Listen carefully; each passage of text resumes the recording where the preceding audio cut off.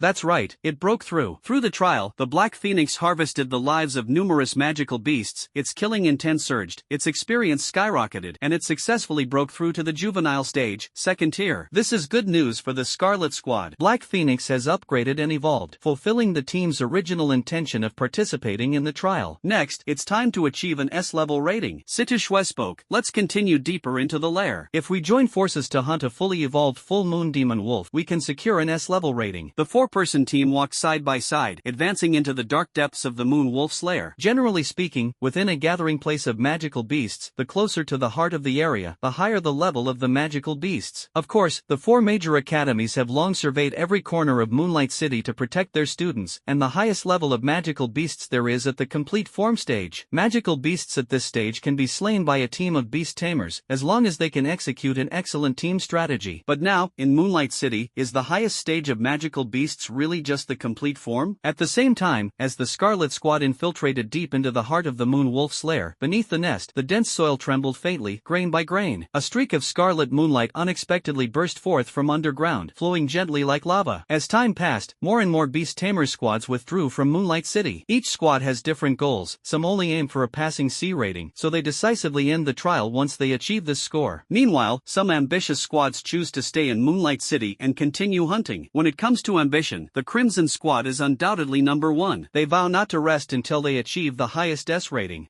Beneath the earth, the Moon Wolf's lair. The undead fire released by the Black Phoenix continued to dispel the darkness before the Scarlet Squad, illuminating the path ahead. As they ventured deeper into the lair's core, the number of wolves surged dramatically, and there were almost no juvenile moon demon wolves anymore. The lowest ranked beasts had already reached the mature stage, second rank. However, such a challenging ordeal was nothing more than an opportunity for Pei Xingye to let the Black Phoenix rapidly accumulate growth experience. Under the suppression of bloodline and technique, Pei Xingye's cross-dire combat is as simple as eating and drinking water. Gradually, mature magical beasts could no longer satisfy the Black Phoenix's upgrade requirements. It must be said that the undead type combined with ancient mythological bloodline is indeed the most difficult beast to cultivate in this world, with extremely harsh growth conditions. Even if the Black Phoenix were to harvest a full moon magic wolf at the complete form level next, it likely still wouldn't break through to juvenile form, third stage. In short, apart from Pei Xingye's exceptional talent, other beast tamers simply lack the ability to cultivate the Black Phoenix. Along the way, the Scarlet Squad worked together seamlessly, displaying perfect teamwork as they hunted down one magical beast after another, boldly advancing into the depths of darkness. However, during this process, Situ Xue noticed a detail. "Why are you so distracted?" "Me? No way," Pei Xingye flatly denied. But Situ Xue, like a worm in Pei Xingye's stomach, hit the nail on the head. "Ever since you entered Moonlight City, you've been looking around constantly. Are you searching for that woman's figure?" "What woman?" "Sang Wui." "Captain, you." Pei Xingye looked directly into Situ Xue's beautiful eyes and realized that this woman's insight far surpassed others of her age. That's right, ever since Pei Xingye entered Moonlight City, he had subconsciously been searching for Sang Wui's figure, but to no avail. This time, the Moonlight City trial brought together all the freshmen from the 4 major academies. Logically speaking, Sang Wui should also be present. However, Pei Xingye did not see Sang Wui's figure. What Situ Xue did not know, though, was that Pei Xingye's true interest was not in Sang Wui herself, but in Sang Wui's father, Sang Xian, and the world's only demigod bloodline, the giant beast tamer lineage. These are all intricately connected to the battle at Tianqing Whirlpool. Looks like you developed very special feelings for Sang Wui during the Tianyun ranking battle? Captain, after all, my mother and her father share a deep connection. It's hard for me not to care about her. Situ Xue nodded and then said, Sang Wui did not participate in this Moonlight City trial. Didn't participate? No wonder I can't see her around. Situ Xue explained again, I had someone investigate. After the Tianyun ranking competition, Sang Wui took sick leave and hasn't attended school for a whole week. As for the specifics of her illness, I don't know. Pei Xingye was momentarily stunned. Captain, why does your level of attention to Sang Wui seem higher than mine? Situ Xue's beautiful eyes sparkled, her red lips slightly curved. Pei Xingye, you're my team member. Whatever you pay attention to, I'll pay even more attention to. Any information you need, I can help you investigate in the future free of charge. For Pei Xingye, Situ Xue is a very special presence. The Scarlet Squad has such a captain, giving people a very reassuring feeling. Her assistance to team members never carries intentions of charity or interest exchange. She is wholeheartedly managing this Beastmaster squad. She pays attention to everything about each teammate. Since Pei Xingye pays attention to Sang Wui, she will pay even more attention to Sang Wui. At the same time, Black Lin City, Sang Residence. This is a priceless yet unmarketable ancient-style courtyard, one of the legacies left by Sang Xian to his daughter Sang Wui. In broad daylight, the bedroom door remains tightly shut. On the bed lies a silver-haired girl drenched in cold sweat. In the vast mansion, apart from this girl, there isn't a single soul to be found. 18 years ago, the battle at Tianqing Whirlpool turned Pei Xingye into an orphan overnight. But wasn't Sang Wui's fate the same? When Sang Wui was born, her mother died in childbirth. Her father, Sang Xian, along with Pei Xingye's mother, Pei Chuzhuan, perished shortly after in the battle at Tianqing Whirlpool, leaving no remains. Beside Pei Xingye, there was at least her loving sister Pei Yingru, as well as Lan Tingyu. As for Sang Wui, her name reflected her life. There was no one she could rely on. For 18 years, she hadn't had a single friend. Even when she fell ill, she would simply lock herself alone in her bedroom, isolated and lonely. Cold sweat streaming, the nightmare continues. It's daytime now, yet she lies on the bed plagued by endless nightmares. Her silver hair, soaked in sweat, sticks to the pillow. When did she start having nightmares? The battle of the Sky Cloud rankings. Strictly speaking, it was after her confrontation with Pei Xingye. The fierce clash in the final round between the Ghost Cry Giant and the Black Phoenix seemed to trigger some kind of forbidden curse. Since then, Sang-wooey had nightmares for a whole week, had to take sick leave, and gave up the opportunity to participate in this dungeon trial. In the dream, Sang-wooey found herself in a hellish realm, surrounded by erupting magma and the soul-piercing roars of magical beasts. She ran barefoot, aimlessly fleeing, and finally fell into the abyss. When she raised her eyes, she saw such an eerie scene. In the depths of chaos, the ground was littered with the skeletons of dragons, phoenixes, and Chilans. The sound of footsteps echoed, growing closer and closer. This is the giant's footsteps. Immediately afterward, reflected in Sang-wooey's tightly curled pupils were 4 giants whose forms spanned heaven and earth. The 4 giants stood in formation, forming a square, and on their broad, sturdy shoulders, they carried a heavy, blood-red coffin. This scene was forever etched in the depths of Sang-wooey's memory. Father! Sang-wooey suddenly woke up, breathing heavily. She pulled open a sliver of the curtain, revealing the bright sun outside, while the bedroom remained shrouded in a deathly darkness. She raised her hand, clenched her fist, and fiercely struck her own head. Damn it! That nightmare again. What does the giant carrying the coffin in the dream signify? Father, what really happened during the Star Whirlpool battle when you fell all those years ago? A giant carrying a coffin? No. That century masterpiece is titled Emperor's Corpse Carrying the Coffin. Who is the most powerful giant-type beast in the world? Nothing surpasses the legendary 4 great imperial corpses. Hanba, Jiangchen, Ingo, Ho Ching, Moonlight City, Thunder Squad, rating A, Shadow Squad, rating B, Raid Squad, rating B. Half a day had passed, and most beast tamer squads had achieved their respective goals and chosen to quit while ahead. The talent of this year's freshmen, overall, does not differ much from the previous years. The assessment results obtained by the Beastmaster squads generally fluctuate between B and A. Meanwhile, the Scarlet Squad continues to delve deeper into the Moon Wolf's lair, determined not to turn back without achieving an S-grade rating. The most crucial condition for achieving an S-grade rating is hunting a fully evolved magical beast. For a first-tier Beastmaster, this is as difficult as climbing to the heavens. To accomplish this feat, the team's coordination must reach perfection. Moreover, it greatly tests the Beastmaster's strategic awareness. From the depths of darkness, a chilling gale swept forth, forcing the Scarlet Squad's 4 members to retreat 7 or 8 steps. The undead flames burning on the Black Phoenix were also slightly weakened by this gust of wind. Situiwe furrowed her delicate brows and said in a deep voice, "It's a full moon demon wolf. Prepare for battle." Roar! The ferocious wolf's howl tore through the earth, causing the damp cave to tremble violently. A massive black shadow surged out of the darkness, appearing before the Crimson Squad. The size of this giant wolf was more than 3 times that of a half-moon demon wolf. A round moon mark appeared on its forehead. This is a fully evolved magical beast, the full moon demon wolf. When there is a significant level gap, the bloodline suppression effect is greatly weakened. The full moon demon wolf's gaze swept over the Black Phoenix, showing no trace of fear. Instead, it bared its sharp fangs and let out an angry, bloodthirsty roar at the Black Phoenix. The Black Phoenix, after all, is only in its juvenile form, 2 entire levels beneath the full moon demon wolf in its complete form. Xin Yinlin instinctively broke out in goosebumps. The aura of a fully formed magical beast is just way too savage. Huang Fu Boyi adjusted his mask. Although he no longer stuttered when he spoke, his voice carried an unmistakable undertone of uneasy fear. It seems our soul power is being disrupted by the full moon demon wolf. The Scarlet Squad consists of 4 members, all of whom are Tier 1 beast tamers. When facing fully evolved magical beasts, their soul power gets disrupted, thereby affecting combat performance. So, achieving an S-level rating, how could it be easy? Dominating Phoenix Cry. Pei Xingye made his move. The moment his soul power was activated, the Black Phoenix understood instinctively, soaring high and letting out a cry that shattered the night like thunder. The dominant Phoenix Cry directly consumed 50% of Pei Xingye's remaining soul power. At the same time, this cry, showcasing the overwhelming strength of an ancient mythical bloodline, invisibly weakened the full moon demon wolf's attack and defense. Bold actions, bold moves. This is the confidence and decisiveness that an excellent beast master should possess. With the appearance of the dominant Phoenix Cry, the aura of the full moon demon wolf suddenly diminished. The goosebumps on Qin Yanlin's skin quickly faded, and the fear in Huang Fu Boyi's eyes gradually disappeared. Begin the battle. Situ Shui issued the order, and the 4 members of the Scarlet Squad charged together. Qin Yanlin rode on the back of the Purple Thunder Pegasus, soaring through the air, releasing phantom beast hooves wrapped in electric currents, enveloping the full moon demon wolf's head. A fully evolved magical beast, how could it be so easily caught off guard? The agility and dexterity of the full moon demon wolf are nearly 4 times that of the half-moon demon wolf. With its strong limbs, it made a swift turn and easily jumped out of the attack range of the Purple Lightning Pegasus. Captain, help me control it. Situ Shui began to exert force, and the shadow demon spider emerged from underground. This unpredictable appearance directly launched a sneak attack on the full moon demon wolf's back. Whoosh, whoosh, whoosh. Strands of tough and slender spider silk wildly entwined the limbs and neck of the full moon demon wolf. Cocoon. Countless spider threads wrapped the full moon demon wolf into a bloated Cocoon Ball. Petrify. Situ Shui activated her S-level talent, cocooning and petrification simultaneously affecting the full moon demon wolf, achieving double control. In a team, the importance of having a control-type beast tamer. Thunder Flash. Xin Yanlin once again channeled soul power, and the unicorn on the forehead of the violet lightning Pegasus unleashed a violent electric beam, striking toward the petrified cocoon ball. Whoa, Captain, why is your control time so short this time? It's over, it's over. Huangfu, brother, save me. Roar. The wolf's howl reverberated, and the petrified cocoon ball was instantly torn apart by sharp wolf claws. At the same time, crescent-shaped wind blades were released from the tips of the claws, spiraling toward Xin Yanlin in a fierce attack. At the critical moment, the shield was activated. Huangfu Boi, riding the three-tailed phantom spirit fox, formed a shield of the ancestral fox's phantom around Xin Yanlin. The shield barely withstood an attack from the full moon demon wolf before shattering and losing its effectiveness. Xin Yanlin broke out in a cold sweat and looked at Huangfu Boi with a grateful gaze. In a team, having a good support can increase the overall fault tolerance rate. Situ Shui analyzed, after all, it's a fully evolved magical beast. My control effects on it are very limited. Captain. Situ Shui glanced sideways at Pei Xingye beside her. The two hadn't known each other for long, but their soul-level connection was unparalleled. With just one look, Situ Shui understood Pei Xingye's intentions. Captain, second master. Huangfu Boi hadn't reacted yet when he noticed Pei Xingye and Situ Shui simultaneously rushing toward the full moon demon wolf. Shadow Spear. Situ Shui's soul power surged within her, and the spider silk released by the shadow demon spider condensed into a long purple-black spear, tracing a graceful arc through the sky. Splat. The shadow spear did not hit the full moon demon wolf but pierced the shadow beneath its feet. The body of the full moon demon wolf temporarily froze, unable to move, and could only roar angrily through clenched teeth. The shadow demon spider belongs to the shadow-type beast category. One of the characteristics of shadow-type beasts is that all their skills can take effect on the enemy's shadow. Thus, the control-type skill unleashed by the shadow demon spider can produce a control effect as long as it hits the full moon demon wolf's shadow. This was beyond the full moon demon wolf's expectations. Although the control effect was extremely brief, it was enough for Pei Xingye, who mastered zero-frame initiation. The phoenix's cry resounds, and the critical strike descends. The double falling phoenix slash accurately strikes the full moon demon wolf's body, and its anguished howl echoes across the chaotic battlefield. Xin Yanlin exclaimed excitedly, although there is a significant level gap between the black phoenix and the full moon demon wolf. The black phoenix is an undead-type beast. Huangfu Boi nodded enthusiastically. Exactly. The undead beast's undead flame can bypass enemy defensive shields and inflict true burning damage directly on the enemy's body. The most notable manifestation of the level gap is the difference in attack and defense values. At this moment, the wound on the full moon demon wolf is burning with emerald green undead flame, rendering its defensive mechanisms and shield advantages completely useless. The full moon demon wolf howled in anger, its ferocious gaze fixed on Situ Shui. A fully evolved magical beast possesses a certain level of intelligence. It knows how to think and understands that among the four beast tamers before it, Situ Shui must be eliminated first, because Situ Shui is a control-type beast tamer. Whoosh! Wolf claws danced, the wild wind drank blood. The full moon demon wolf instantly closed in on Situ Shui. Not good. At this distance, I won't make it in time to provide the captain with a shield. Huangfu Boi anxiously urged his spiritual power, but it seemed too late. However, the corners of Situ Shui's mouth curved into a sly smile of success. Cocoon transformation. Xin Yanlin, brimming with excitement, exclaimed, the captain used cocoon transformation on herself, entering the fray just to lure out the full moon demon wolf's flaw. Countless spider threads came from all directions, wrapping and entangling Situ Shui. Cocooning is originally a control-type skill used against enemies, but if used on oneself, it becomes a defensive-type skill. The captain of the Scarlet Squad, classmate Situ Shui, is indeed an excellent leader. Xiao Yi becoming her partner will accelerate her growth more and more. Outside Moonlight City, Pei Ingru revealed a satisfied smile. She was the Crimson Captain, and the Crimson Captain personally chosen by Pei Xingye's intuition. The sharp wolf claws tore through the cocoon shell. Situ Shui's slender and fragile figure was exposed in front of the full moon demon wolf. The cocoon defense could only withstand the first attack of the full moon demon wolf. At this moment, Situ Shui was just 1 centimeter away from the venom-filled fangs of the full moon demon wolf. But having reached this point, she had already completed her mission. Because Phoenix Breath. Behind the full moon demon wolf, Pei Xingye rode the black phoenix, his soul power surging vigorously. The phoenix cried out, spewing a massive undead fireball from its mouth, which fiercely struck the back of the full moon demon wolf's neck. The back of the neck is the most vulnerable spot of the full moon demon wolf. Situ Shui used herself as bait precisely to make the full moon demon wolf expose its weak point while attacking her. The phoenix's breath hit its target with precision, and the massive undead fireball exploded instantly. The agonized wolf's howl drowned in the thick smoke. When the thick smoke cleared, the full moon demon wolf lay sprawled on the shattered soil, its neck a bloody mess. The exposed spine, scorched by the relentless undead flames, was visible in the air, and its horrific injuries left it in unbearable agony. This was a fully evolved, Stage 1, magical beast, yet under the combined efforts of Pei Xingye and Sita Shue's souls, it suffered such devastating damage. However, the coordination behind this attack left the onlookers Qin Yanlin and Huangfu Boyi feeling a chill of fear. Because just moments ago, when Sita Shui used herself as bait, the full moon demon wolf's fangs were mere inches away from her chest. If there was any mistake in their coordination, even the slightest error from Pei Xingye, such as being just a millisecond too slow, Sita Shue's fragile human body would be pierced through by the wolf's fangs and meet a tragic end. Faced with a life and death situation, does she not have any concerns at all? This is precisely the charm of Sita Shue's personality. In her eyes, she places unconditional trust in her teammates. She would rather stake her life, firmly believing that Pei Xingye would not make a single mistake. The severely injured full moon demon wolf burned with rage, channeling a large amount of moon demon power within its body to the wound on the back of its neck, protecting its fatal weakness. Pei Xingye frowned slightly. A complete form truly lives up to its name. It knows how to learn from experience. Attacking its weakness next time won't be as easy as it was just now. Since the full moon demon wolf is deliberately protecting the back of its neck, the next phase will be a prolonged tug-of-war. Deep within the dim moon wolf lair, the thick smoke from the battle surged like a tsunami. The Crimson Squad, under Sita Shue's command, executed one brilliant combination after another. Even though the full moon demon wolf had reached its complete form, it couldn't withstand the Crimson Squad's sustained attrition strategy. The sustained attrition strategy, as the name implies, focuses on long-range attacks to avoid close combat with the enemy. The core of this strategy lies in the undead frost released by the Black Phoenix. On the battlefield, frost flowers danced and ice crystals filled the air. As the temperature dropped, the undead frost power recklessly invaded the full moon demon wolf's nostrils, pores, and mouth. Its lungs gradually froze, breathing became difficult, movement slowed, and its ability to think dulled. Under the interference of the undead frost, the full moon demon wolf's mobility drastically decreased, allowing the Scarlet Squad to manipulate it at will. Moreover, the Black Phoenix, Purple Lightning Pegasus, and Shadow Demon Spider all possess ranged attack skills, making the full moon demon wolf, which specializes only in close combat, suffer immensely. No matter how high the level or how strong the attack of this magical beast, if it can't even touch the fur of the summoned beast, it is bound to be at a disadvantage. Against magical beasts whose levels far exceed the level of the summoned beast, a continuous blood-draining strategy is the best tactic. Excellent kiting, perfect attrition. The Scarlet Squad's teamwork has already surpassed that of other squads. Sita Shui and Pei Xingye, this squad has these two core figures. Their future is limitless. Outside Moonlight City, Pei Yingro gazed at the live broadcast footage from the drone with an appreciative look. The intelligence and composure displayed by Sita Shui and Pei Xingye during the team battle were qualities Pei Yingro had never seen in previous freshmen. Half an hour later, Qin Yanlin shouted, "Captain, the full moon demon wolf no longer has the strength to run." After half an hour of fierce battle, the full moon demon wolf's health was worn down to a critical state by the Scarlet Squad's 4-member team. However, the undead execution has not been triggered yet, which means the full moon demon wolf's health is still above 10%. Sita Shue's eyes sparkled with a heavy killing intent. "Let's push harder and bring the full moon demon wolf's health down to 10%. "Yes, Captain." The four surrounded it, and the battle continued. However, the full moon demon wolf, being a complete entity, could not tolerate the indignity of being suppressed by 4 novice Tier 1 beast tamers. In a fit of rage, the full moon demon wolf suddenly erupted. With a flick of its tail, the moon demon's power surged wildly, tearing the earth apart and forcing the Scarlet Squad's 4 members to retreat. Drip, drip, drip. "Second Master, your arm." Huangfu Boyi clearly saw that Pei Xingye's right arm was oozing bright red blood. Just moments ago, Pei Xingye, riding the Black Phoenix, stood in front of his teammates and endured nearly 90% of the damage from the moon demon impact. As a result, Pei Xingye was injured. Blood dripped, falling into the cracks of the earth, seeping little by little into the depths below, as if sliding down a chute. Deep underground, a strange vibration emerged. Thump, thump, splash. This peculiar thumping sound grew increasingly distinct, yet it had not reached Pei Xingye's ears. The sound originated from beneath the depths of the earth. This sound was called the beating of the giant's heart. Beneath the desert in the northwest of the flaming Summer Empire lies a moonlight city without moonlight. So, what lies beneath Moonlight City? Deep underground, a drop of crimson blood flows into slightly parted, cracked lips. The sound of the heartbeat grows more restless. The slumbering undead show signs of awakening. The story from 18 years ago, at this moment, is being rewritten to usher in a new era because of a single drop of blood. Buzz, rumble, an earthquake? The moon wolf's lair suddenly experienced a violent tremor, causing the entire lair to teeter on the brink of collapse. Above the Scarlet Squad, quicksand poured down. Beneath the Scarlet Squad, rocks shattered and crumbled.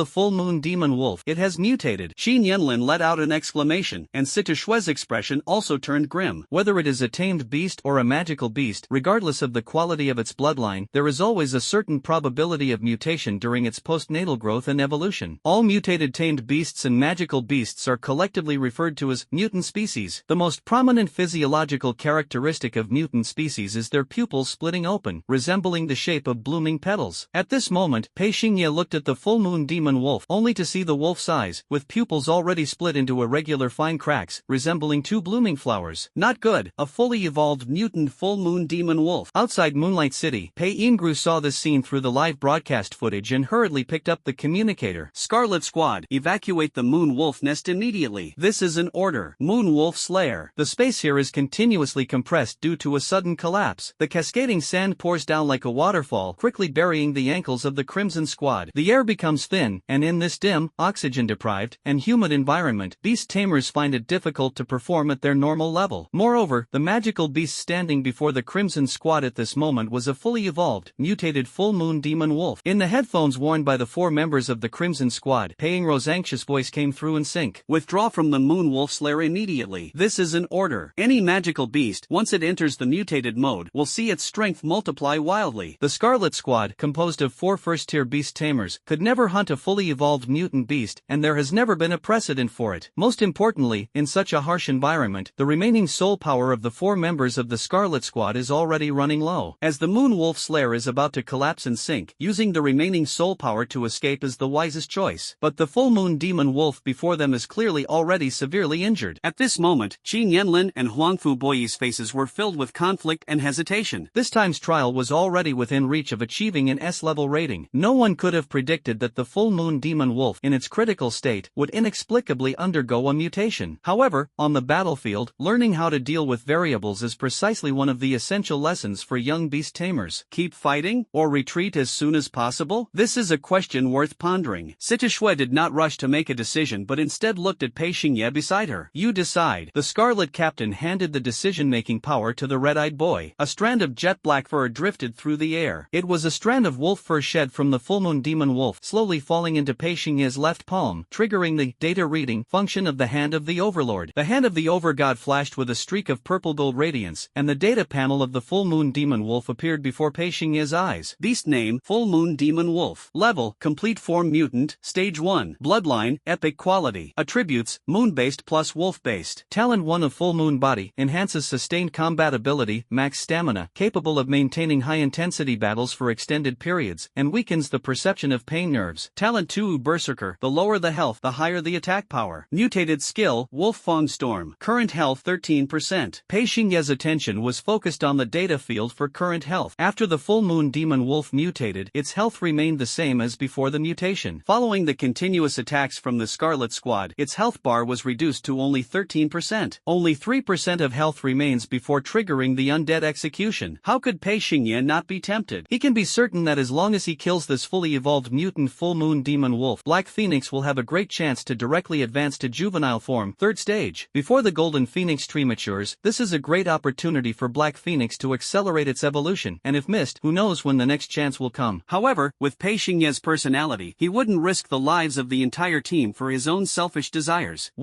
Just one move to kill the full moon demon wolf, and we won't delay our escape from the moon wolf slayer. Sitishue pursed her lips and shook her head. The mutated full moon demon wolf has already formed a large-scale wolf fang storm around it. We can't guarantee that our attack will precisely hit the back of its neck. Captain, what if we join forces to attack its shadow? Pei Xingye, are you saying? Yes, a combo technique. Sitishue shook her head even more. For beast tamers to execute a combo technique together, it requires extensive time for dual training. You and I have known each other for less than a month. Captain, do we still need time to build our rapport? The smile on the face of the crimson-eyed boy made Sitishue pause for a moment, then she also revealed a smile. Partners need the passage of time to deepen their bonds. But the tacit understanding between partners is often innate. Sitishue was the Scarlet Captain chosen by Pei Xingye based on intuition, and Pei Xingye is the ultimate partner that Sitishue chose at first glance. Before this, the two had never undergone dual training together. In other words, the two had never teamed up to perform a combo move. This sole test of tacit understanding is destined to ignite the team spirit of the Scarlet Squad. By the way, Pei Xingye, even if we cooperate successfully, are you sure your attack power is sufficient? Don't worry, triple falling phoenix slash, it's enough. Try triple? You, Captain, we, unite our minds. On the verge of collapse, collapse. With quicksand surging, the Moon Wolf Slayer saw Pei Xingye and Sita Shui standing side by side. Their youthful and tender faces were filled with the determination of those destined for greatness. Pei Xingye raised his left hand, while Sita Shui lifted her right arm. The two clenched their fists simultaneously. Bang! Two fists collide, minds united. Between beast tamers, soul power is transmitted. Beasts and beasts unleash stunning combo techniques. The shadow demon spider released thousands of spider threads, infused with dense shadow power, injecting them into the body of the Black Phoenix. The undead flames burning on the Black Phoenix transformed at this moment into a dark purple hue imbued with shadow power. Shadow Fallen Phoenix Slash. The triple-layered cross-shaped slash, like a ghostly phantom, tore through the void, heading straight for the full moon demon wolf. The full moon demon wolf forms a fong storm around itself to protect its nape. However, the true target of the shadow falling phoenix slash is the shadow of the full moon demon wolf. The slash precisely hits the nape of the wolf's shadow. The effect of the shadow power is now revealed. Roar! The full moon demon wolf let out a painful howl. Although the shadow beneath its feet was struck, the back of its neck instantly exploded, revealing cross-shaped burn marks, fractured bones, and scorched flesh. This is because the damage caused by the shadow falling phoenix slash to the enemy's shadow is consistent with the damage inflicted on the enemy's body. Huangfu Boi, Shadow Falling Phoenix Slash. This is the combo technique of the captain and second master. Xin Yanlin was utterly shocked. Something's off. Your level of coordination. Are you dating? Or have you secretly registered your marriage? Wait, Captain, are you already pregnant? The Scarlet Squad has been established for less than a month. Pei Xingye and Sita Shui have not yet undergone a single duo training session. Yet, the two managed to execute a perfectly synchronized combo move in actual combat. The Falling Phoenix Slash starts with 0 frames. Its execution is swift as a phantom, integrating the shadow power of the Shadow Demon Spider to directly attack the enemy unit's shadow, making it impossible for the enemy to guard against. This is the first combo technique jointly developed by Pei Xingye and Sita Shui. Shadow Falling Phoenix Slash. A triple strike with precharged power, enhanced by shadow energy. The full moon demon wolf instantly falls to the ground, spitting blood. It revealed an angry gaze, attempting to rise and fight again. It wanted to tear the few first-tier beast tamers before it into shreds. However, a chill enveloped its entire body. The shadow of death hovered above the wolf's body. The sharp scythe of the Grim Reaper silently rested against its neck. At this moment, the full moon demon wolf, having taken the full damage of the shadow falling phoenix slash, had its health reduced to below 10%. Undead execution, triggered. Pei Xingye made a blade across the neck gesture toward the full moon demon wolf, whose eyes were filled with despair. Whoosh! The undead slaughter, the arrival of the Grim Reaper. In its final moments, the scattered pupils of the full moon demon wolf reflected the smile of the Grim Reaper. It was the wickedly charming smile of the red-eyed youth. The Crimson Squad successfully hunted a fully evolved mutant beast. This achievement has created a brand new history for the first trials of new students in all previous years. The Crumbling Moon Wolf Slayer. The fully evolved variant full moon demon wolf perished under the Grim Reaper's scythe of undead execution. All the experience gained from killing this magical beast was entirely absorbed into the body of the Black Phoenix. Crack, crack, crack. The black bones of the Black Phoenix suddenly began to twist wildly, its joints cracking loudly. This was a characteristic of undead-type beasts undergoing evolution. The fully extended phoenix bone wings were now even more magnificent than before. The phoenix crown on the forehead reveals a complex and mysterious curse-marked totem. The air is filled with undead fire and undead frost, intertwining and colliding to create waves of misty steam, as if it were the breath of the king of hell. Pei Xingye extended the hand of the over-god, gently stroking the bone wings of the Black Phoenix, initiating data reading. Just as I expected, it has advanced to the juvenile form, stage 3. In this trial, the Black Phoenix evolved from juvenile stage, phase 1, to juvenile stage, phase 3. Everyone knows how difficult it is to cultivate the Black Phoenix and how slow its evolution process is. This further proves how terrifyingly impressive Pei Xingye's achievements were in this trial. Harvesting a fully evolved mutant-type magical beast is something no first-tier Beastmaster has ever accomplished before. When you witness the entire process of Pei Xingye's trial, you will marvel at his extraordinary beast-taming skills. But if you ignore the process and focus only on the result, you will be overwhelmed by the shock of the undead talent, undead execution. Not to mention fully evolved magical beasts, even those in the metamorphic dominant or sovereign stages. Regardless of the magical beast's level, as long as its health drops to 10% in front of Pei Xingye, that becomes his execution threshold. Huangfu Boi exclaimed excitedly, second master, after killing this full moon demon wolf, Black Phoenix has advanced to juvenile form, stage 3. Xin Yanlin's face turned pale. Everyone, there's no time to celebrate, the moon wolf slayer is about to collapse. Sita Shui decisively ordered, objective achieved, we retreat. However, retreating now seems to be a bit too late. Boom! The moment the Scarlet Squad rushed out of the moon wolf slayer, the lair completely collapsed, accompanied by endless quicksand, sinking into deeper underground. However, just as everyone breathed a sigh of relief, the scene before them made everyone's hearts leap to their throats once again. Xin Yanlin, how could this happen? Huang Fu Boyi, mutants. They're all mutants. Pei Xingye, usually calm and composed, couldn't help but reveal a trace of panic in his crimson eyes at this moment. The problem wasn't just the Moon Wolf Nest, but the entire Moonlight City. At this moment, the ruins of the underground city were collapsing catastrophically. The broken walls and ruins, already devastated once before, had turned into fine powder amidst the thick, murky smoke. Between the crumbling rocks and soil, blood-red magma seeped out, resembling the bulging veins of a demon. The raging and violent demonic aura carried a crimson fog, enveloping every corner of Moonlight City, suffocating all within. The young beast tamers from the 4 major academies screamed in despair under the onslaught of the beast tide, fleeing in panic. This was supposed to be the underground trial for the prodigies of the younger generation. Why have the hunters suddenly become the hunted? All the magical beasts in Moonlight City, at this moment, have all started mutating, entering the mutated species mode. Mutated magical beasts, compared to ordinary magical beasts, have their stats comprehensively enhanced. Mutated species in their juvenile form are still manageable, but for most Beastmaster teams, mutated species in their mature and complete forms are simply unbeatable. Moreover, the beast tide erupting in Moonlight City is endless in number. They do not defend at all, using all their strength to launch attacks. They charge forward one after another, stepping over the corpses of their companions, all to devour these young beast tamers and satisfy their bloodthirsty appetite. Crunch! This is the sound of a magical beast snapping a beast tamer's neck, crisp and piercing. Put! This is the sound of the magical beast's claws piercing through the Beastmaster's heart, blood gushing like a fountain. The sudden turn of events turned Moonlight City into a hellish scene of rivers of blood. The news of the riot in Moonlight City quickly reached the surface. The gold medal mentors of the 4 academies rushed into the entrance of Moonlight City to provide rescue. These young children are exceptionally gifted talents, the future pillars of the Yanxia Empire. If they were to perish in Moonlight City, it would be a tremendous loss for the nation. Such a loss is something the Empress of Yanxia, Long Juning, cannot bear. The Beastmaster army is on its way. Even Long Juning is also on her way. For her, at this moment in Moonlight City, the person she cares about the most is the son of an old acquaintance, Pei Xingye. Underground, Moonlight City ruins. The inhumane mutant beast disaster continues to unfold. More and more students perish under the fangs of the magical beasts, their bones reduced to pulp, sticking to the beasts' exposed throats as they roar. The Scarlet Squad, after the previous hunting trials, has little stamina and soul power left. Faced with such a large-scale mutant beast disaster, they are also pushed to the brink. Pei Xingye, he is the national top scorer. He is the first on the Tianyun list, but ultimately, he is just a first-tier Beastmaster. The cruel real world is not the novel world where protagonists with cheats exist. When the gap between the enemy and oneself is like an unbridgeable chasm, Pei Xingye can only become the backdrop of this disaster, appearing so insignificant. His disheveled white hair is covered in dust, and blood drips down from the wound on his forehead. So, there's no such thing as a protagonist's halo. To defeat a mutated full moon demon wolf, the Crimson Squad needs to execute a flawless team strategy, requiring Pei Xingye and Situ Shui to display an extraordinary level of soul synchronization and perform the combo skill Shadow Falling Phoenix Slash. However, at this moment, the 4 members of the Crimson Squad are surrounded by dozens of mutated full moon demon wolves. Xin Yanlin wore a mournful expression. What the hell? All the magical beasts in Moonlight City mutated in an instant? How are we supposed to fight like this? Everyone, let's stop resisting. Just take out your ID cards and hold them in your mouths so it's easier for our families to claim the bodies. Situ Shui clenched her delicate fists, her voice low. Do you think these mutated magical beasts will leave us with intact corpses? At present, the Scarlet Squad can hold out for at most 1 minute before becoming the excrement of the mutated beasts. At that moment, Pei Xingye's ears twitched. Is this the sound of wind? Pei Xingye confirmed that the rock wall behind him was hollow. Soul power surged, and a cross-shaped slash blasted through the thick rock wall. The rock wall collapsed, revealing an irregular opening. This was the Scarlet Squad's last hope for escape. Falling Phoenix Slash. Buzzing rumble. However, a collapse was triggered above the opening. Pei Xingye once again activated his soul power. The Black Phoenix, with its body exceeding the limits of strength, spread its wings and barely supported the opening. You go first. At the critical moment of life and death, Pei Xingye's voice was calm as water. Second Master, let's go. Pei Xingye pushed with both hands, first shoving Qin Yanlin and Huang Fu Boyi out of the cave entrance. Situ Shui stood beside Pei Xingye, her gaze unwaveringly resolute. I'm the captain, I can't abandon you. Black Phoenix's physical strength was limited, and its bone wings could not bear the weight of the collapse, beginning to emit the sound of fractures, causing the opening to become increasingly smaller. Pei Xingye. Pei Xingye directly picked up Situ Shui and threw her forcefully. Situ Shui's slender and graceful figure passed through the opening, stumbling before being supported by Qin Yanlin and Huang Fu Boyi. Pei Xingye, you bastard. This was the first time Situ Sitishue lost her temper at Pei Xingye, but her heart had long been filled with worry for him. The cave entrance shrank again, and the Black Phoenix struggled to hold on alone. In Sitishue's field of vision, on the other side of the narrow cave entrance, was the thin and lonely figure of a young boy, surrounded by dozens of mutated beasts. Boom! Space collapsed again, and the already narrow opening was completely blocked by rubble and quicksand, airtight. Captain, stay calm, we'll go find support. A teardrop slid from the corner of Sitishue's eye. Pei Xingye is so selfless? Drip. Willing to sacrifice his own life to save his teammates? After finally becoming a necromancer Beastmaster, after finally seeing the dawn of turning his life around, finally walking on a path to becoming stronger, would this red-eyed boy give up his life so easily? Everyone has escaped, so now I have no worries. The nation places great importance on dungeon trials. Every dungeon has been surveyed and maintained by professionals, so theoretically, such accidents shouldn't occur. Now, with the sudden outbreak of mutant beast disasters in Moonlight City, it indicates that something is hidden beneath the city. Facing the overwhelming beast tide, Pei Xingye's accelerated heartbeat was a natural human physiological response, while the excitement in his crimson eyes and the wildness on his face were traits unique to a born ruler. I've looked up information in the Chaos Academy library. The cause of mutated magical beasts is primarily related to soul stimulation, such a large-scale mutated beast disaster. In other words, there is a high probability that an extremely powerful undead is buried beneath this Moonlight City. And I, Pei Xingye, am a necromancer beast tamer. The young man raised the back of his hand, wiping away the blood at the corner of his lips, his gaze as scorching and fiery as the surrounding magma. Even if I have to dig through this entire city, I will unearth that powerful undead. My own life, I will save it myself. At this moment, if viewed from God's perspective, the Moonlight City where Pei Xingye resided was like the lid of a coffin. Beneath the coffin lid, decayed undead stirred restlessly from their slumber. A streak of crimson moonlight attempted to pierce through endless silt and rock layers, reaching the boy's god-defying hand to complete an intimate connection spanning 18 springs, summers, autumns, and winters. Thump thump thump. This is the boy's increasingly rapid heartbeat. Thump thump thump. This is the giant's eternal, unceasing heartbeat. The frequency of the two heartbeats gradually synchronizes. Breaking news. A large-scale mutant beast disaster has erupted in Moonlight City, trapping more than 2,500 freshmen from the 4 major academies inside the city. The situation is critical. The 3rd Army Corps of Yenxia is on its way to Moonlight City for support. Communication network signals have collapsed, and it is temporarily impossible to obtain on-site images and footage. Please stay tuned for further updates. Dungeon trials are the most common assessment method used by the Beastmaster Academy to train students. The nation places great importance on this, spending significant manpower, resources, and finances every year to maintain the order of each dungeon and eliminate all safety hazards. For this reason, the sudden outbreak of mutant beast disaster in Moonlight City this time caught everyone off guard. This disaster has drawn nationwide attention. The students trapped in Moonlight City are currently struggling desperately under the claws of death. Among them, of course, is Pei Xingye. Xiao Yi, where are you? Please respond. A swift and graceful figure dashed into the crumbling Moonlight City. She was Pei Ingru, a top-tier instructor at Chaos Academy and a 6th-rank Beastmaster. The moment she entered Moonlight City, her eyes instantly turned red with tears, and her heart sank to the depths. What came into view was a blood-soaked, indistinct ruin. Scalding magma surged from the torn cracks in the earth, engulfing incomplete remains of corpses. This disaster was destined to claim many young lives. After all, the students participating in this dungeon trial were all first-tier beast tamers who had just turned 18. Faced with the overwhelming tide of mutant beasts, they were completely powerless to fight back. For Pei Ingru, the mountain of corpses and sea of blood before her might very well contain her brother's remains. She shook her head, trying to dispel the terrible thoughts. It won't be. That definitely won't happen. Xiao Yi, you must still be alive. Pei Xingye. Pei Ingru's shout attracted a group of ferocious beasts. They moved swiftly through the sea of flames, swinging savagely, letting out bloodthirsty roars as they swarmed toward Pei Ingru. Her younger brother's whereabouts were unknown, his fate uncertain. Pei Ingru turned her grief into anger, unleashing her soul power, her long hair flying wildly. A force of ice seemingly from the depths of the 9 netherworlds swept across the ruined, blood-soaked battlefield. In an instant, all the magical beasts that pounced toward Pei Ingru were enveloped in thick ice crystals, turning into rigid ice sculptures, toppling over in disarray. At this moment, behind Pei Ingru, a massive butterfly emerged. The butterfly spread its wings, its size twice that of a juvenile black phoenix. Around it surged razor-sharp ice crystals, exuding a chilling aura that directly froze the souls of the magical beasts. Ice Soul Overlord Butterfly, this is Pei Ingru's lifebound beast. Its bloodline quality is legendary, and its level has reached Dominator Tier, Stage 1. Pei Ingru's soul power surged as she commanded the Ice Soul Overlord Butterfly, demonstrating the operational proficiency of a 6th-tier Beastmaster. Even though the magical beasts before her were all mutated species, they were significantly inferior to the Ice Soul Overlord butterfly in terms of level. Yellow spring frost surged and spread, and with every graceful flutter of the butterfly wings, a patch of magma and the internal organs of dozens of magical beasts would freeze. Xiao Yi, no matter what, I will find you. In order to find her younger brother, Pei Ingru charged recklessly into the depths of the ruins of Moonlight City. Along the way, she saw some trapped students, but she didn't stop at all. People are selfish, and she wasn't wrong. Right now, she only wanted to save her younger brother. If she delayed even a second to save other students, it could lead to a lifetime of regret. Xiao Yi, answer me when you hear. Big sister is here, don't be afraid. Big sister will protect you. Pei Ingru spared no expense in consuming her soul power. With her own strength, she charged forward fearlessly amidst the overwhelming beast tide, fighting relentlessly. Time passed by second, and gradually, Pei Ingru's breathing became difficult. The sweat seeping from her forehead was mixed with the fresh blood oozing from her wounds. She was human, not a god. In such a harsh environment, the physical resilience of humans appeared exceptionally fragile. Moreover, the relentless onslaught of mutated magical beasts continued to drain Pei Ingru's stamina and soul power. Exhausted, Pei Ingru collapsed to her knees in a pool of blood, surrounded by the excited roars of countless magical beasts. This is the limit of a 6th-tier Beastmaster, but not the limit of an elder sister. If you don't move, I'll cut through all of you. Thump. At this moment, she was not the star mentor of Chaos Academy, she was just an ordinary and simple elder sister. In the midst of the bloody battle, her mind was always filled with Pei Xingye's honest and sincere smile, along with those bright, sparkling crimson eyes. These memories were like painkillers, allowing her to temporarily forget the pain of her wounds as she commanded the Ice Soul Overlord butterfly to carve a bloody path through the sea of fire and beast tide, searching for her younger brother. This massive mutant beast disaster had caused the terrain of Moonlight City to become twisted, shattered, and chaotic. The path is not a path, the bridge is not a bridge. Everywhere the eye can see, there is only endless flowing sand and scattered stones, making it impossible to distinguish east from west, north from south, or up from down. The map in Pei Ingru's hand had lost its meaning, and she could only rely on her intuition to navigate. Moonlight City is so vast that finding one person is no different from searching for a needle in a haystack. She didn't know Pei Xingye's exact location, she only knew she couldn't stop moving. As long as these legs can keep moving forward, there is still hope. Another quarter of an hour passed. Pei Ingru still hadn't found any trace of Pei Xingye. Her expression was filled with anxiety, her thoughts uncontrollable, instinctively imagining the worst possible outcome. Pei Xingye, if you're still alive, please respond to me. Don't scare your sister. Your sister is begging you. At that moment, out of the corner of her eye, Pei Ingru saw a pitch-black hole in the ground not far away. How could there be a hole in the ground? Pei Ingru hurriedly rushed over, holding a mindset of giving it a try, and commanded the Ice Soul Overlord butterfly to dive rapidly. After landing, Pei Ingru reopened her eyes, first hearing the sound of someone digging with their bare hands, then immediately turning around. The long-awaited sibling gaze met, and profound, intense emotions erupted at this moment. Sis, why are you here? The familiar voice, the familiar face. Pei Ingru froze for a moment, then rushed forward in a few quick steps, pulling the dust-covered and battered Pei Xingye into her arms. Xiao Ye, this is wonderful. You're still alive, still alive. Scorching hot tears, like pearls falling off a broken string, dropped one by one onto Pei Xingye's shoulder. The weight of this familial love was heavy, making Pei Xingye's nose tingle and his eyes feel as if sand had gotten into them, reddened and misty. Big sis, I'm fine, don't cry. Is the injury serious? It's all blood. I can see the bone. It must hurt so much. Sis will do some simple bandaging first, then take you to escape. I will definitely get you out of here. Looking at Pei Ingru's furrowed brows filled with worry and care, Pei Xingye felt a surge of warmth in his heart. This woman must be the one who cares about me and loves me the most in the world. Her coming to find me alone means she has considered the worst outcome and is already prepared to die with me. Pei Ingru, my sister, my forever sister. While bandaging the wound, Pei Ingru couldn't help but ask, Xiao Yi, why are you digging such a deep hole? You've hurt your hands. At this moment, Pei Xingye is just 50 meters away from digging through Moonlight City. This means that his hand of overturning God is just 50 meters away from its hand. Only 50 meters left. Moonlight City, deep within the underground cave. Pei Ingru was bandaging Pei Xingye's wound as the roar of magical beasts echoed from above. The sense of smell of magical beasts is extremely sensitive to the scent of human blood. Even if Pei Ingru hadn't found this place, the mutated magical beasts would have swarmed here, drawn by the scent of blood. There is no doubt this is a dead-end situation. Pei Xingye had yet to explain why he was digging a hole here, but Pei Ingru no longer had the mind to care about such things. Roar! Xingye, pull yourself together. The beast tide is coming. We must leave here immediately. This is bad. Too late. We are surrounded. Above the burrow, countless eerie red lights suddenly lit up. They were the eyes of the transformed variant species, Moon Demon Inferno Scorpions. Their strength is a tier higher compared to the full powerful moon demon wolves. The venom they carry is enough to cause the death of any beast below the complete form level within a second. Rustle, rustle, rustle. They move in swarms, their tails soaked in magma, raising sharp and deadly stingers, crawling madly along the cave walls, rushing straight toward the siblings deep within the cave. For a 6th-tier beast tamer, taking down a single metamorphic level magical beast is as easy as slicing through vegetables. Able to hold their own against the siege of dozens of transformed magical beasts, escaping would not be an issue. However, at this moment, in the eyes of the siblings, the number of moon demon inferno scorpions could only be described as a hanging waterfall. The human naked eye is completely incapable of estimating their numbers. On the battlefield, when the disparity in numbers between the two sides becomes too great, the advantage of strength vanishes into thin air. Pei-ingru, at the 6th stage, alone, how could she possibly withstand an entire clan of moon demon infernal scorpions? The siblings found themselves in a desperate situation, as if this dark and damp cave was their impending grave. Yet before exhausting the last trace of soul power, Pei-ingru still resolutely stood in front of her brother, doing what a sister ought to do. In this era, everyone has different reasons for becoming stronger, but ultimately, all paths lead to the same destination: to protect the people they deem most important. Pei-ingru's eyes, her brother is her everything. She is burning her last soul power, fully aware that this is a battle she cannot possibly win, yet she has not given up. She is willing to die in battle, but if these beasts want to devour Pei Xingye, they will have to step over her corpse. Icy frost dance. Butterfly loves thorn. Ice soul barrier. She continuously channeled soul power, commanding the ice soul overlord butterfly, unleashing one powerful skill after another. The yellow spring frost from the depths of the 9 netherworlds dispelled the scorching heat emanating from the underground, freezing the beasts pouring down from the cave above. Crunch, crunch, crunch, crunch. A single moon demon purgatory scorpion couldn't break through the ice soul barrier, so 2, 3, over 1,000 of them. The enemy held an absolute numerical advantage, and Pei-ingru's lone figure fighting grew increasingly desperate. Gradually, horrifying wounds began to appear on the ice soul overlord butterfly, as 7 or 8 moon demon inferno scorpions successfully launched sneak attacks from the shadows, their sharp venomous stingers ruthlessly piercing its wounds and injecting a continuous stream of venom into its bloodstream. The ice soul overlord butterfly lost its ability to fly, its once beautiful wings now corroded and withered due to the venom's erosion. Master and servant were connected in heart, and a line of blood trickled from Pei-ingru's lips, slowly dripping down her delicate chin. This battle was utterly unwinnable. Not a trace of vitality could be seen. Above the cave, it was already engulfed by the beast tide. The entire cave formed a closed prison, and the brother and sister, exhausted and at their limit, were like 2 wounded beasts trapped in a cage. Pei Xingye forced himself to stay rational. He swung the hand of overturning gods, frantically digging into the soil and rubble beneath his feet. For Pei Xingye, hope lies beneath his feet. He not only has to save himself but also protect his loved ones. However, in Pei-ingru's eyes, the flame of hope has already been extinguished. Facing such a massive beast tide invasion, relying solely on her as a 6th-tier beast tamer is powerless to turn the tide. Soul power was almost depleted, physical strength was once again overdrawn, and the ice soul barrier showed spiderweb-like cracks. The ferocious beasts were determined to devour this pair of siblings. Pei-ingru exhaled a breath of turbid air, as if she had accepted the fate of dying here. Xiaoyi, I'm sorry, your sister's ability is insufficient to take you away. Actually, seeing your achievements today, your sister is truly happy and proud of you. But compared to being the top scorer in the country or ranking first on the Tianyun list, your sister hopes even more that you can be a happy, healthy, and ordinary young boy. Being an undead Beastmaster is too exhausting. You always have to prove yourself again and again under the critical gaze of society. You always have to work harder than your peers to carve out a place for yourself. If your sister were strong enough to protect you, you wouldn't have to be so tired. Your sister doesn't ask you to become an outstanding Beastmaster. She just hopes you won't always be so worn out, that you'll eat well, sleep well, be happy every day, and keep all bad emotions far away from you. Your sister is incapable, unable to provide you even this ordinary life. These heartfelt words had been accumulating in Pei-ingru's chest for many years. She felt an overwhelming sense of guilt toward her younger brother. She attributed all of her brother's misfortunes to her own lack of strength, believing she couldn't protect him well enough. Crack! The ice soul barrier couldn't bear the strain and completely collapsed. The ice soul overlord butterfly exhausted its strength, transformed into a streak of light, and returned to Pei-ingru's imperial seal. Pei-ingru burned out. The surging beast tide, like a sky-covering tsunami, loomed over the siblings' heads. Pei-ingru's face revealed deep helplessness. She had never felt as resentful of her insignificance as she did at this moment, blaming her own weakness. Being buried here together with Xiaoye can also be considered a good ending. Pei-ingru closed her eyes, ready to embrace death. But the stubborn red-eyed boy behind her had not given up. The hand of the overlord swung wildly, its powerful fingertips digging through handfuls of sand and chunks of rubble. Digging into the earth bare-handed, this was not something a human could accomplish. But Pei Xingye's left hand was never never a human hand. The hand of the overgod only needs to sense the presence of the undead to accelerate the digging speed. It's getting closer and closer. Such a dense undead aura. My judgment was correct. Beneath the ground of Moonlight City lies a powerful undead. In Pei Xingye's eyes, the entire Moonlight City was nothing more than a coffin lid. What he needed to do was dig through Moonlight City, lift the coffin lid, and form a contract with the mysterious undead inside. This was the only path to salvation, the only way to protect his sister. Closer, even closer. The aura of the undead is even stronger. The aura of the undead emperor's body. Juvenile form, mature form, complete form, transcendent form, dominant form, monarch form, heavenly king form, imperial form, star god form. These are the 9 major rank sequences of beast taming, and during his excavation, Pei Xingye caught the scent of an imperial form undead. Buzz. Pei Xingye suddenly froze, and a ringing sound echoed in his ears. He felt his soul intimately connected with a powerful spiritual force. At this moment, Pei Xingye knelt at the deepest part of the underground cave, the hand of the overgod supporting the solid ground. He had dug through Moonlight City. Beneath his feet now lay a vast wilderness, scorched earth stretching for thousands of miles. At the end of the line of sight, 5 winding mountain ranges lie dormant in the depths of the magma, magnificent and spectacular. Where is this place? The sound of a heartbeat? The heartbeat of a giant. So now I stand in the palm of a giant's hand. The vast desert land is the giant's palm. The 5 mountain ranges at the edge of sight are the giant's 5 fingers. Splash, splash, splash. The hand of the overgod intimately touches the giant's palm, and data readings appear before Pei Xingye's eyes. The pinnacle of giant-type beast taming. One of the 4 imperial corpses. Flame Emperor Witch Hanba. The collapsed and fallen Moonlight City at this moment resembled the lid of a coffin, burying secrets and truths of the past beneath its heavy weight. In the darkness, a red-eyed boy used his left hand to dig through this lid with his bare hands. At this moment, beneath Pei Xingye's feet was an enormous, boundless hand. If viewed from a god's perspective, the shape of this palm is almost identical to that of a human. In this era of beast taming for all, there are countless types of colossal beasts. However, only the giant-type beasts with demigod bloodlines possess palms shaped like those of humans. Pei Xingye knelt on one knee, the divine hand covered in a purple gold glow flowing across his skin pressed against the ground, tightly connected to the giant's palm. Hanba. The name kept echoing in Pei Xingye's mind. 18 years ago, the world belonged to the era of the peerless duo. The 2 brightest stars of the 7 human nations were not the 7 rulers of the nations, but Pei Chuzhuang and Sang Xian. Sang Xian, the world's #1 giant beast tamer. All the beasts he contracted in this life, without exception, are giants with demigod bloodlines. Hanba, Jiang Chen, Ho Cheng, and Ingo are his most powerful forces, collectively known as the 4 great imperial corpses. Pei Xingye can confirm that the moment he dug through Moonlight City with his bare hands, he was standing in the palm of Hanba's right hand. It is widely known that Sang Xian fell during the battle at the celestial star whirlpool. Why would the giant-type beasts under Sang Xian's command be buried beneath Moonlight City? Pei Xingye had no time to ponder these questions. His only obsession now was to protect his sister. Deep within the cave, a tide of beasts surged. Exhausting the last trace of soul power and giving up resistance, Pei Ingru collapsed unconscious under the impact of the raging demonic energy. Looking at his unconscious sister, Pei Xingye raised a pair of blood-red eyes. Who said Moonlight City has no moonlight? At this moment, the boy's crimson eyes were like 2 full blood moons, dispelling the darkness and gloom deep within the cave. All the misfortunes in the world are caused by the lack of strength of those involved. The first-tier Beastmaster like me cannot protect the ones I want to protect. But if these are the limits, then at this moment, surpass the limits. Pei Xingye wiped the blood from the corner of his lips, revealing a sinister smile. He softly called out, Ming King Blood Shadow. On the shattered, desolate ground, Pei Xingye's shadow suddenly turned blood-red. Strangely, the blood-red shadow began to boil out of nowhere, like a pool of burning blood. Shadow form. Switch.